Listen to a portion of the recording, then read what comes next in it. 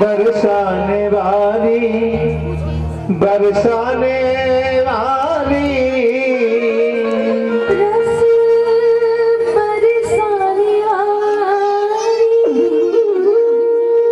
बरसाने वाली रस बरसाने वाली बरसाने वाली हमारी प्यारी महारानी बरसाने वाली हमारी प्यारी महारानी बरसाने वाली रस बरसाने वाली बरसाने वाली बरसाने वाली बरसाने वाली रस बरसाने वाली बरसाने वाली रस बरसाने वाली बरसाने वाली बोल बरसाने वाली की जय हो ऊंची अटारी वाली की जय हो राधा रानी सरकार की जय हो कृष्ण कन्हैया लाल की जय हो वृंदावन बिहारी लाल की जय हो श्याम प्यारे की जय हो लख दातार की जय हो हार के सहारे की जय हो तीन बाण धारी की जय हो शीश के दानी की जय हो भक्त और भगवान की जय हो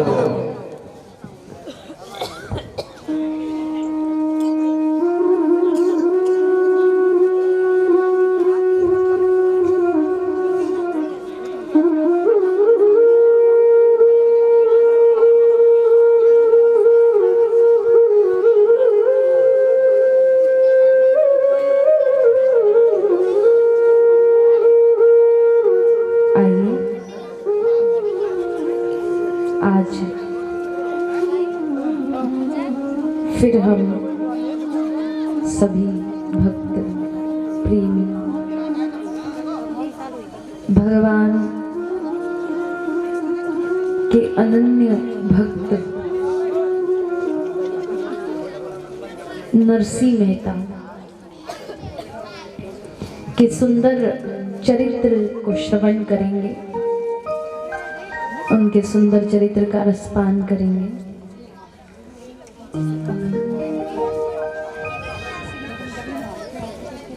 कहते हैं बच्चों से निवेदन है कि बातें ना करें।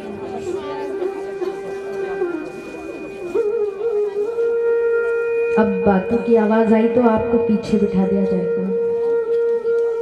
आगे बैठना है कि पीछे बैठना है? तो बस हाथ की घड़ी और मुंह पे उंगली।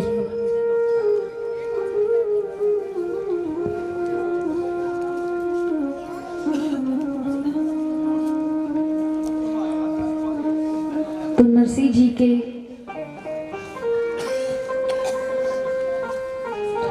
सुंदर चरित्र को हम सभी यहाँ पर श्रवण करेंगे। आज नानी बाई के मायरे का द्वितीय दिवस और बड़े भाव और बड़ी भक्ति के साथ में भक्त की इस कथा को श्रवण करने दूर दूर से भक्त पधारे हैं।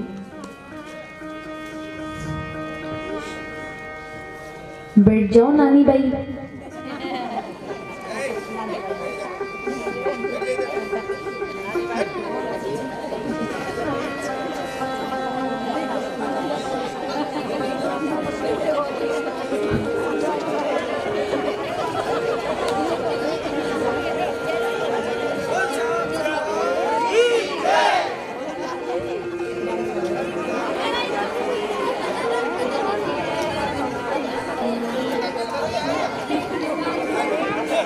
वो सबको देख रही है कि कौन बातें कर रहा है। चलिए सभी अपना अपना ध्यान कथा की ओर ले चले। कल की कथा भाव से किस किस ने सुनी थी?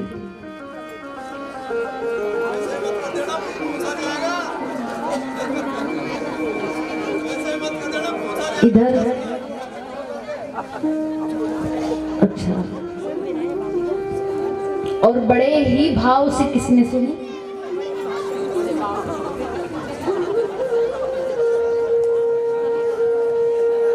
हाँ, जो हाथ उठा रहे हैं सोच लेना। अब बताऊं कि कल के चरित्र में क्या क्या सुनाया गया था, हमने क्या क्या सुना और कौन कौन सी शिक्षाएं हमने प्राप्त की।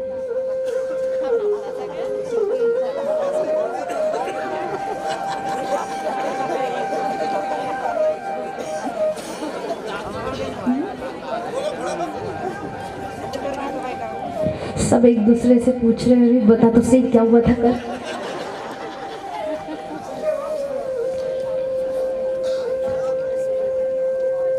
देखिए, हमने कल की कथा सुनी तो थी, पर कुछ ध्यान हमारा कथा में था, कुछ ध्यान घर पर होगा, कुछ ध्यान पास में बैठी सहेली से बातें करने में होगा। ऐसे ध्यान कहीं ना कहीं भटक रहा होगा।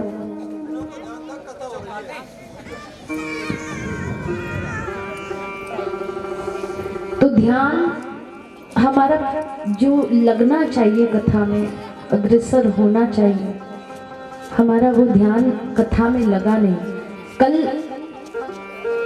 हमारी कुछ गलतियां भी रही है, जो कि मैं आपको बताती हूँ। ध्यान कथा में तब होता है जब हम कथा को बड़े भाव से सुनते हैं। जैसे भागवत, जब संकादिक ऋषियों ने नारद जी को श्रीमद् भागवत कथा का रसपान कराया, किस लिए? क्योंकि भक्ति, ज्ञान और वैराग्य को जागृत करने के लिए। जब नारद जी को भागवत कथा सुनाई तो नारद जी ने अपना सारा ध्यान केवल संकादिक ऋषियों के शब्दों पर रखा, वाणी पर रखा कि क्या बोल रहे हैं, कथा को कहां से कहां लेकर के जा रहे हैं। क्योंकि कथा में कई रस है, कई प्रकार के रस हैं। कथा में श्रृंगार रस भी आता है, जिसमें यदि भगवान के कोई श्रृंगार की बात मैं कह रही हूं आपसे, तो उसे कहते हैं श्रृंगार रस, यानी कि भगवान का श्रृंगार हो रहा है। भगवान के किसी भी श्रीअंग की हम बात करते हैं, जैसे भगवान के नेत्रों की बात कर रहे हैं, तो ठाकुर जी के नेत्र कितने सुंदर हैं। और वृंदावन में एक बड़ा सुंदर भजन प्रसिद्ध हुआ है, सभी कहते हैं ना, हाय नजर ना लग जाए बाके बिहारी, बाके बिहारी कजरारे मोटे मोटे, हाय नजर ना लग जाए। तो ये भगवान के श्रृंगार का भजन है, इसमें श्रृंगार रस झलकता है।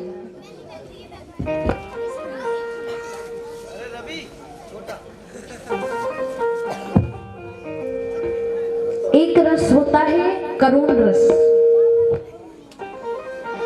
एक रस होता है करुण रस, जिसमें कल आपको मैंने भगवान के रास की कथा सुनाई थी।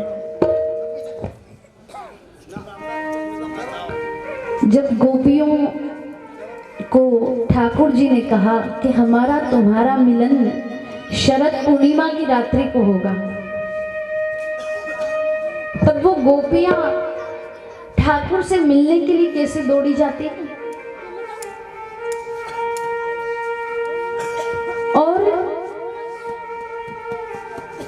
भगवान से जब मिलने जाती है तो ठाकुर जी कहते हैं, अरे गोपियों, अपना काम काज छोड़ करके, अपने पति देव को छोड़ करके, अपने परिवार को छोड़ करके यहाँ क्यों आई हो? किसने बुलाया तुम्हें यहाँ? गोपियां कहती, कन्हैया इतनी निष्ठुर मत बनो। अरे तुमने ही तो हमें कहा था कि शरद पूर्णिमा की रात्रि को हमारा तुम्हारा मिलन होगा, और अब कह रहे हो कि तुम्हें किसने बुलाया? छलिया तो तुम हो ही। वृंदावन के लोग तुम्हें चोर भी कहते हैं, और तीसरी बात, अब तो झूठ भी बोलने लगे। तुमने ही हमें बुलाया था। पर भगवान परीक्षा ले रहे हैं गोपियों की। भगवान कहने लगे, नहीं नहीं, देखो मैं तो छलिया हूं, मेरे पीछे आने की जरूरत नहीं। अपने परिवार को, अपने पति को छोड़ करके, अपने बच्चों को छोड़ करके तुम क्यों आई हो? जाओ जाओ, अपने अपने घर जाओ, यहां तुम्हें कुछ नहीं मिलेगा। गोपियों ने क्या कहा भगवान से? गोपियां कहने लगी, कन्हैया हम तुमसे एक प्रश्न करती हैं। कन्हैया कहने लगी कि ठीक है, बोलो क्या प्रश्न है?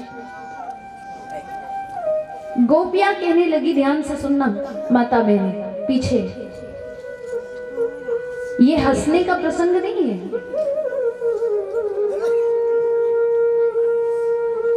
ये आपको मैं करुण रस की बात बता रही हूं, तो इसको जरा भाव से सुनना, ऐसे भाव से सुनना, ऐसा भाव लगाना कि भगवान की इस बात को सुनकर के, इस प्रसंग को सुनकर के सीधे ये प्रसंग हमारे हृदय में लगे और हमारे नेत्रों से श्रुधारा बहने लगे। तो आपने कथा सुनी, ये कथा में नृत्य करना, ये भी एक भक्ति का अंग ही है कि हम कथा में नृत्य कर रहे हैं, कोई बात नहीं। लेकिन यदि भगवान को सबसे ज्यादा अच्छे तरीके से रिझाया जाए, कैसे रिझाया जाए? जिसमें भगवान हमारी बहुत जल्दी सुनते हैं, भगवान को बहुत जल्दी मनाने का जो तरीका है वो है, एक तो होता है शरीर से नाचना और एक होता है मन से नाचना।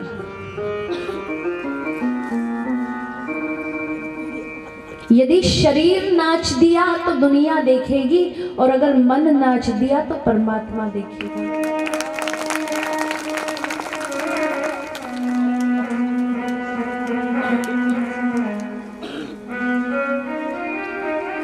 हमें किसे दिखाना है? दुनिया को नहीं दिखाना, हमें किसे दिखाना है? परमात्मा को दिखाना है, भगवान को दिखाना है।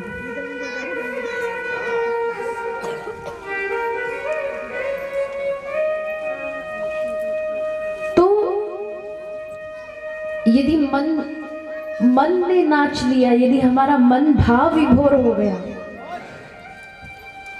तो परमात्मा उस मन को स्वीकार कर लेते हैं। भले कहते हैं कि कथा में जाओ तो भगवान के लिए कुछ ना कुछ लेकर जाओ, ये हम सोचते हैं कि ठाकुर के लिए क्या लेकर के जाए। कोई भक्त भगवान के लिए हार लाते हैं, कोई भक्त भगवान के लिए फूल लेकर आते हैं, कोई भक्त भगवान के लिए अगरबत्ती लेकर के आते हैं कि नहीं आज ठाकुर जी का पूजन करेंगे। और जो भक्त भगवान को भाव से चाहते हैं, जो भक्त भगवान को दिल से चाहते हैं, वो सिर्फ भगवान को अपना सुंदर मन अर्पित करते हैं।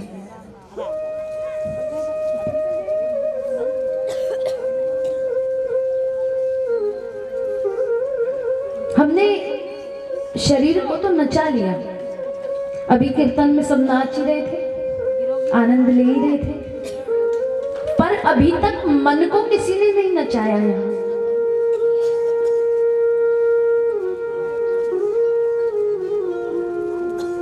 और ये कथा शरीर को नचाने के लिए नहीं होती, ये कथा मन को नचाने के लिए होती है।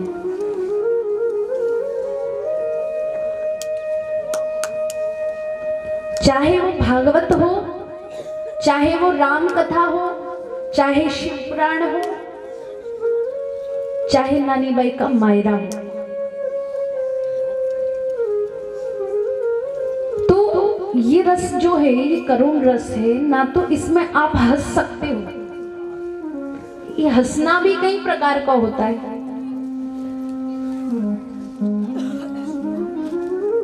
हंसना भी कई प्रकार का होता है। एक या तो कोई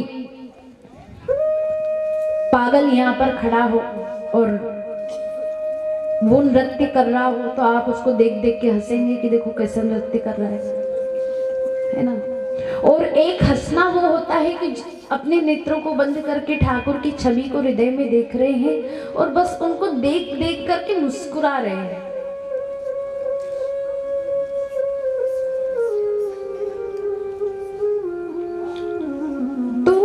ये जो प्रसंग है ये ना तो हंसने का प्रसंग है ना नाचने का प्रसंग है, ये प्रसंग है भगवान को भाव से रिझाने का।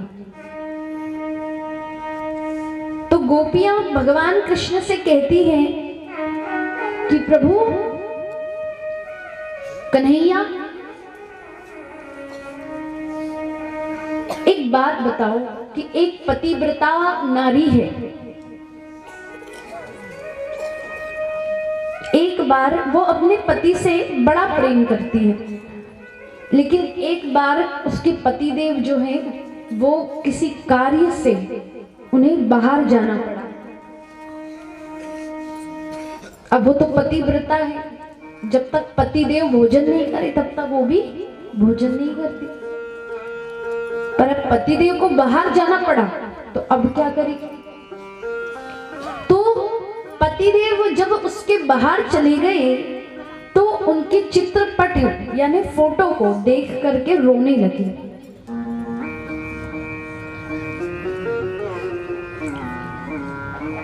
कुछ दिनों बाद जब उसके पतिदेव वापस लौट करके घर आए और बाहर से दरवाजा बजाया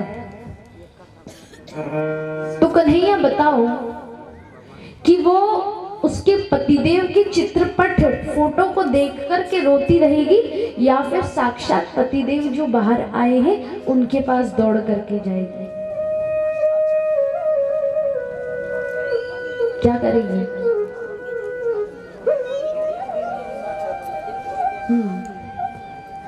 जो साक्षात पतिदेव बाहर आए हैं वो चित्रपट को देख करके क्यों रोएगी? तो साक्षात पतिदेव जो बाहर आए हैं उनके पास दौड़ करके जाएगी। कन्हैया ने भी यही कहा। गोपियां कहती हैं कि कन्हैया यही तो हम आपको समझाना चाहती हैं। क्या? कि संसार के हमारे मतलब जितने भी पतिदेव हैं, जितने भी पति हैं, वो सब गोपियां कह रही है अपने अपने पति को, जो सांसारिक पति हैं, गोपियां कह रही है कि हमारे जो पतिदेव हैं ये चित्रपट है और हमारे साक्षात पतिदेव तो आप ही है, तो हम वो चित्रपट को देख करके नहीं रोएंगे, हम तो हमारे साक्षात पतिदेव के पास जाएंगे।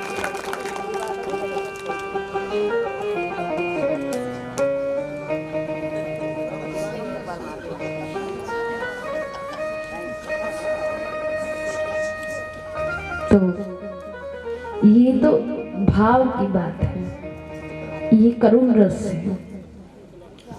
ये जो प्रसंग है ये करुण रस में आता है।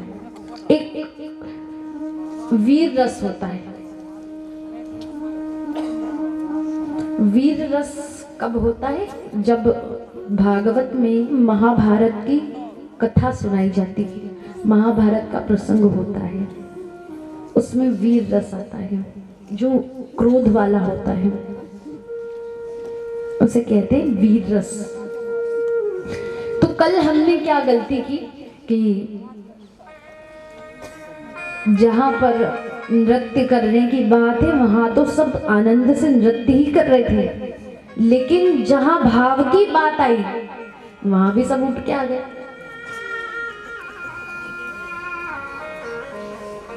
मेरी ये इच्छा थी कि आप उस समय मन से नाचें।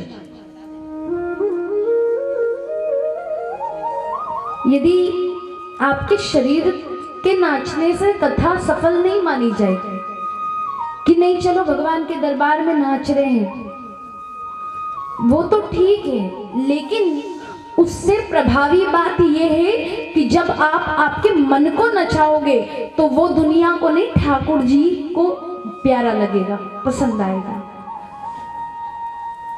तो बात तब मन को नचाने की थी। ये मैंने जब मैं गई कक्ष में विश्राम के लिए कथा के बाद कल शाम को, तो मैंने ये बात को सोचा। क्यों मैंने क्यों सोचा और आपने क्यों नहीं सोचा?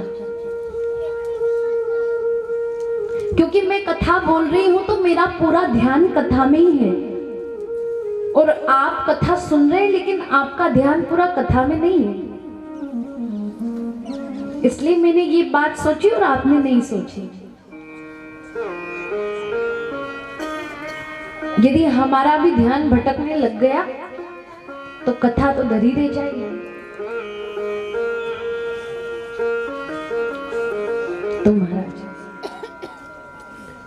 ये तो एक मैंने आपको बात बताई है कि ताकि आप कथा को अब ध्यान रखें कि कथा में कौन कौन सा रस आ रहा है और उस रस के हिसाब से हमें चलना है। नृत्य करने के लिए किसी को मना नहीं है। देखिए, मैं मना करूंगी फिर भी आपका मन कहेगा कि नहीं नहीं नृत्य करना है, अपने आप को रोक थोड़ी ना सकोगे। तो नृत्य करने के लिए कोई मना नहीं है, लेकिन जहां भाव का प्रसंग आए। अब देखिए, आप जहां पर नृत्य का प्रसंग आता है तो आप कैसे उठ करके आ जाते हो और नृत्य करने लग जाते हो, है ना? लेकिन जहां भाव का प्रसंग आता है वहां रोते क्यों नहीं हो?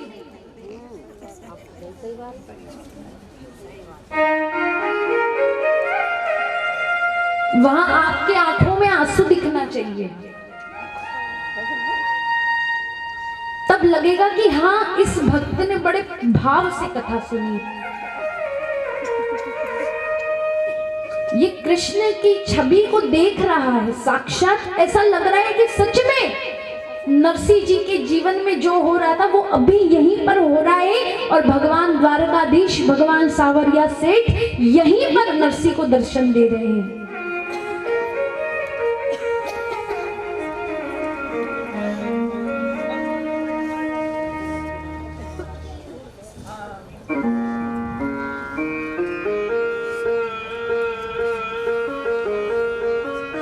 चलिए, मैंने तो कह दिया, बाकी जो समझ जाए अच्छा है, जो नहीं समझे उसको फिर से समझा देंगे।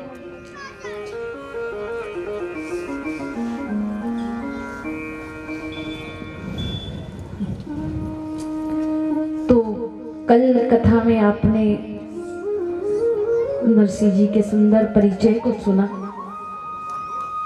और सभी ने बड़ा आनंद भी लिया।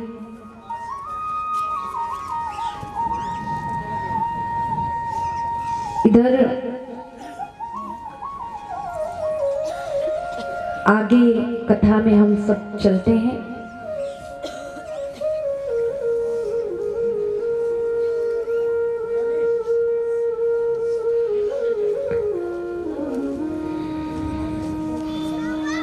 कल कथा कहाँ पर विश्राम करी थी, आपको याद है? कहाँ विश्राम?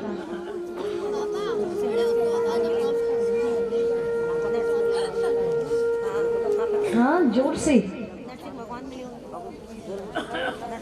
अब आप मन में गुनगुन कर रहे हैं तो मुझे कहाँ से आवाज आएगी?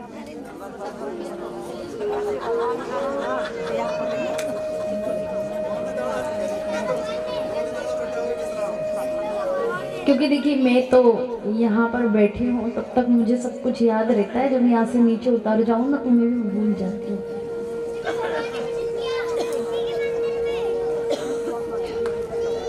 हाँ चलिए। नरसिंह जी भगवान शिव को मना रहे हैं।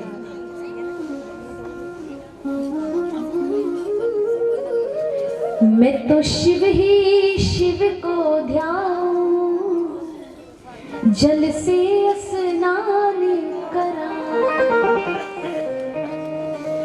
मैं तो चावल चंदन चढ़ाऊं और भांग धतूरा लियाऊं और भांग धतूरा लियाऊं।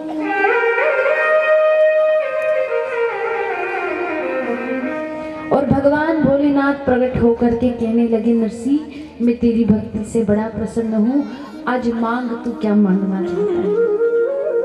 क्योंकि भक्त तो भगवान के पास में मांगने ही आते हैं।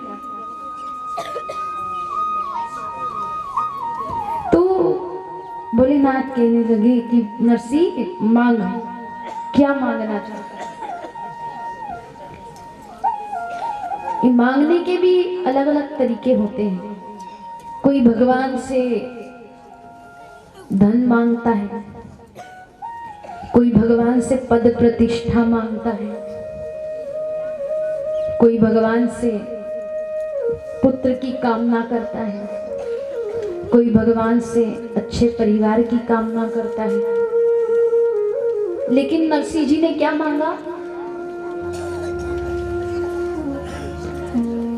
मुग और कछु ना चाहिए,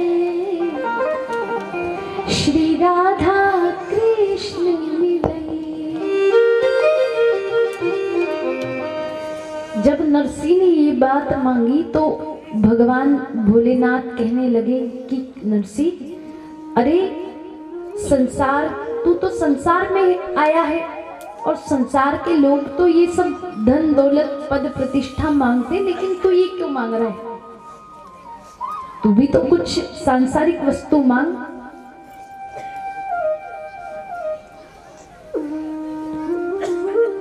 एक बड़ी अच्छी बात मुझे याद आई है। एक डोकरी थी, वो डोकरी शंकर भगवान के मंदिर में गई। मारवाड़ी थी और भगवान भोलेनाथ को प्रसन्न करते हुए, बड़ी सेवा करते हुए कहने लगी कि प्रभु आज मैं आपसे कुछ मांगना चाहती हूँ। भगवान भोलेनाथ प्रकट हुए और कहने लगे कि डोकरी आज मैं तेरी भक्ति से बड़ा प्रसन्न हूँ, मांग, क्या मांग रही है? डोकरी कहने लगी कि प्रभु मांगना तो बहुत कुछ है। भगवान भोलेनाथ कहने लगे मांगने से पहले एक बात सुन ले। क्या? कि केवल एक ही चीज दूंगा, इससे ज्यादा नहीं। डोकरी कहने लगी अच्छा प्रभु, तो फिर एक काम करो, आप कल आना, मैं सोच के आती हूँ। अब एक ही चीज दोगे तो कम से कम अच्छा ही सोचूंगी, पहले सोचने दो। डोगरी अपने घर गई। अब घर गई तो घर जाकर के सबको बिठाया और विचार किया कि क्या मांगा जाए, क्या मांगा जाए। तो डोकरी का जो बालक था, बच्चा था, बेटा था, वो कहने लगा कि माँ आपा रे कने धन को नहीं थे, तो धन मांगो। बहू कहने लगी कि माता जी थारे पोता को नहीं ते पोता मांगो। डोकरी कहने लगी कि मारी आंखें फूटियोड़ी, मारी आंखें ही नहीं मांगो।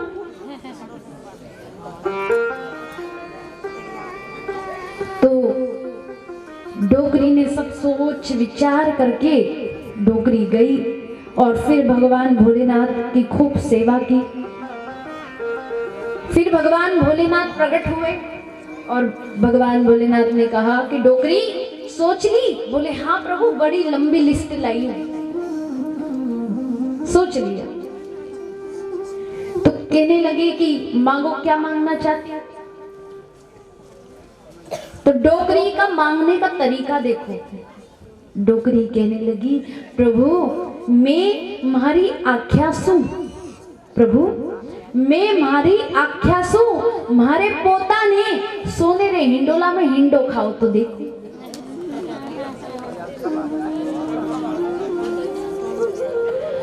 अब भगवान ने तो कहा था कि एक ही वस्तु दूंगा, मांग।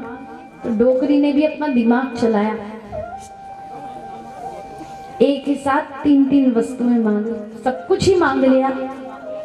कि मैं, मेरी आंखों से, पहले तो वो अंधी थी, तो कहा कि मैं मेरी आंखों से अपने पोते को सोने के झूले में झूलता हुआ देखती हूँ। भगवान भोलेनाथ भी कभी कभी क्या होता है कि भगवान भी भक्त की बात को समझ नहीं पाते, क्योंकि भक्त ऐसे भगवान को अपने वश में कर लेता है। भजन सुना ही होगा, भगत के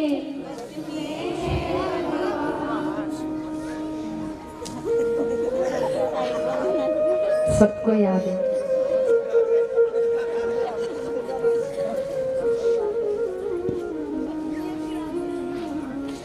भगवान भक्त के वश में कब होते हैं?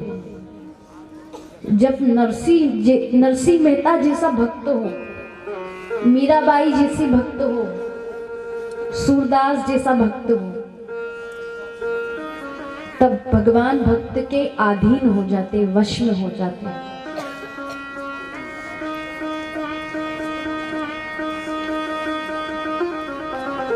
तो नरसिंह ने कहा कि प्रभु मुझे तो और कुछ भी नहीं चाहिए, मुझे केवल राधा कृष्ण से मिलवा दो। भगवान भोलेनाथ कहने लगे तुझे गोपी बनना पड़ेगा, क्योंकि मैं भी गोपी बन के गया था।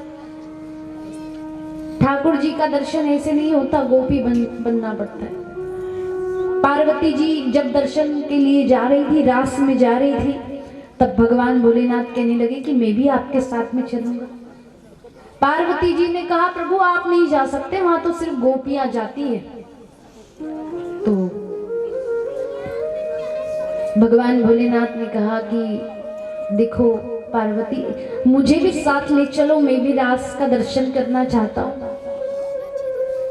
पार्वती मैया ने कहा कि प्रभु आपको जाना है तो फिर गोपी बनना पड़ेगा। भगवान भोलेनाथ कहते तो गोपी बना, गोपा बना, कहीं भी बना, पर ले चलो।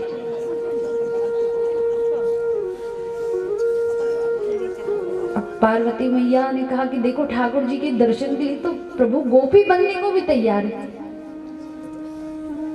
तो भगवान भोलेनाथ को पार्वती मैया ने अच्छा सुंदर श्रृंगार किया, टीका न टमका लगा के तैयार कर दिया कि चलो अब अच्छी गोपी बन गए हो आप। लेकिन जब जैसी रास में पहुंचे और भगवान कृष्ण की बांसुरी बजी, तो उस बांसुरी की तान से भगवान भोलेनाथ अपनी सुध-बुध खो गए, भूल बैठे सब कुछ, और ऐसा नृत्य करा कि जो चुनरी सर पे थी वो सर से सरक गई और सारी पोल खुल गई, सब राज खुल गया कि तो गोपी नहीं तो बाबा है।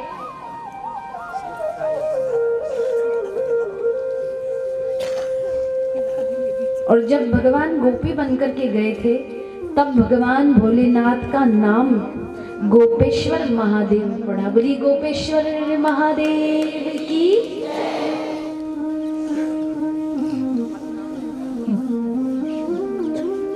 भगवान भोलेनाथ ने नरसिंह जी को अपनी पूरी आप बीती सुनाई। इधर भोलेनाथ नरसिंह को लेकर के गए सीधे गोकुल में। भगवान का रास चल रहा था और बड़ा आनंद से रास चल रहा था। सब गोपियां भगवान कृष्ण के साथ में रास कर रही थी। इधर नरसी जब पहुंची तो कुछ गोपियों ने नरसी के हाथ में मशाल पकड़ा दी, जलती हुई मशाल पकड़ा दी। तो वो मशाल जल रही थी, तो जलते जलते जलते नरसी जी का हाथ जलने लगा। हाथ जलने लगा तो इधर राधा रानी ने देखा, जैसे ही नरसी जी के हाथ की तरफ और ठाकुर जी को इशारा किया कि प्रभु थारे भक्त का हाथ जड़े। भगवान ने देखा और दौड़ करके नरसी के पास में गए और नरसी का जो हाथ जल रहा था, प्रभु ने हाथ पकड़ करके अपने पीतांबर में नरसी का हाथ छुपा लिया। और जैसे ही बाहर निकाला हाथ, तो जो हाथ जल चुका था, जैसे ही बाहर निकाला तो उस पे जलने का एक जरा सा भी दाग नहीं था। ठाकुर जी ने कहा कि नरसी, तू यहाँ क्या कर रहा है? अरे यहाँ पर तो जीवित मनुष्य नहीं आ सके। नरसी जी कहे कि बाबू लायो माने। भगवान भोलेनाथ की तरफ इशारा करते हुए तब भगवान ठाकुर जी ने नरसी को दर्शन दिए और नरसी को एक टोपी पहनाई, प्रसाद के रूप में टोपी पहनाई। और नरसी से कहा कि नरसी, मैं थाने टोपी पहना रहा हूं, पर तू एक बात रो ध्यान रख जो कहीं कि मैं तो तने टोपी पहना रही हूं, पर तू धरती माते जा इन्हें टोपी मत पहना जो।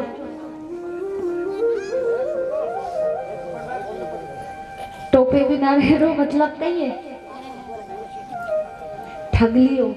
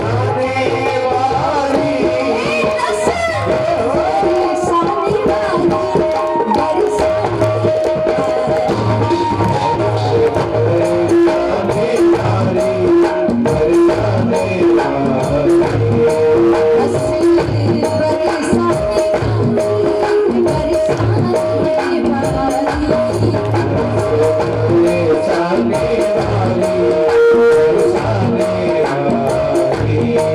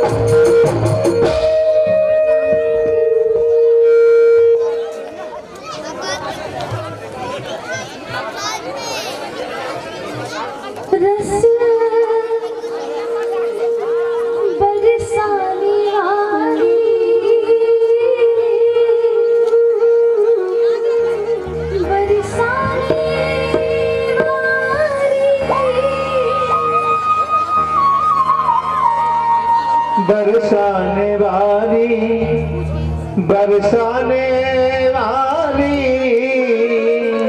रस बरसाने वाली बरसाने वाली रस बरसाने वाली बरसाने वाली हमारी प्यारी महारानी बरसाने वाली हमारी प्यारी महारानी बरसाने वाली रस बरसाने वाली बरसाने वाली बरसाने वाली बरसाने वाली रस बरसाने वाली बरसाने वाली बरस बरसाने वाली बरसाने वाली बोल बरसाने वाली की जय हो ऊंची अटारी वाली की जय हो राधा रानी सरकार की जय हो कृष्ण कन्हैया लाल की जय हो वृंदावन बिहारी लाल की जय हो श्याम प्यारे की जय हो लख दातार की जय हो हार के सहारे की जय हो तीन बाण धारी की जय हो शीश के दानी की जय हो भक्त और भगवान की जय हो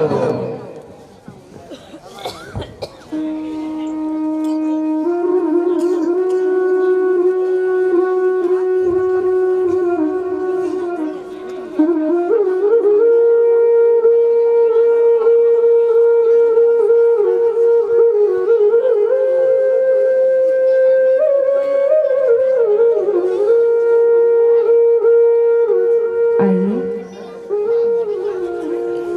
आज फिर हम सभी भक्त प्रेमी भगवान के अनन्य भक्त नरसिंह मेहता के सुंदर चरित्र को श्रवण करेंगे, उनके सुंदर चरित्र का रसपान करेंगे।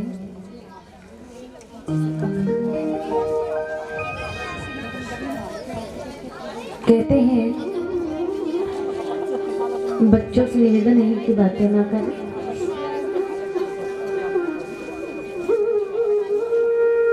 अब बातों की आवाज आई तो आपको पीछे बिठा दिया जाएगा। आगे बैठना है कि पीछे बैठना है? तो बस हाथ की घड़ी और मुंह पे उंगली।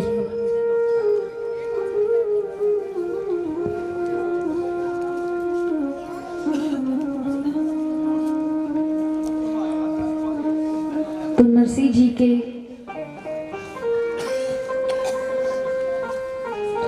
सुंदर चरित्र को हम सभी यहाँ पर श्रवण करेंगे। आज नानी बाई के मायरे का द्वितीय दिवस और बड़े भाव और बड़ी भक्ति के साथ में भक्त की इस कथा को श्रवण करने दूर दूर से भक्त पधारे हैं। बैठ जाओ नानी बाई।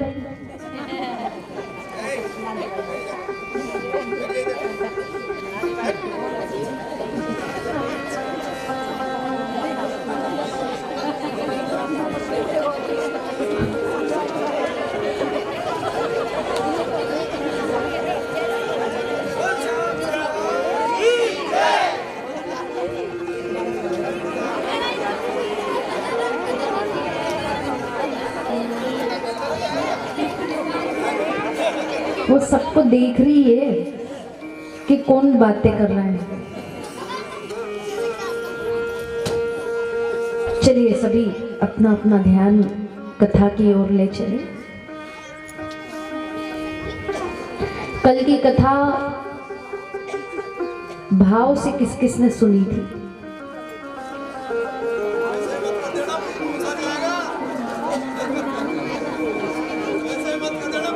इधर अच्छा, और बड़े ही भाव से किसने सुनी?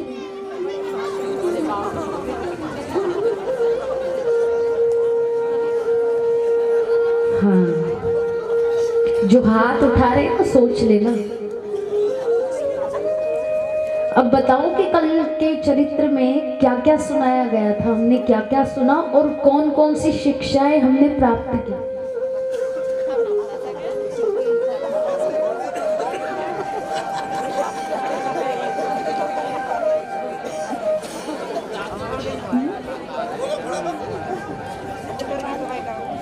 सब एक दूसरे से पूछ रहे हैं, बता तो सही क्या हुआ था कल।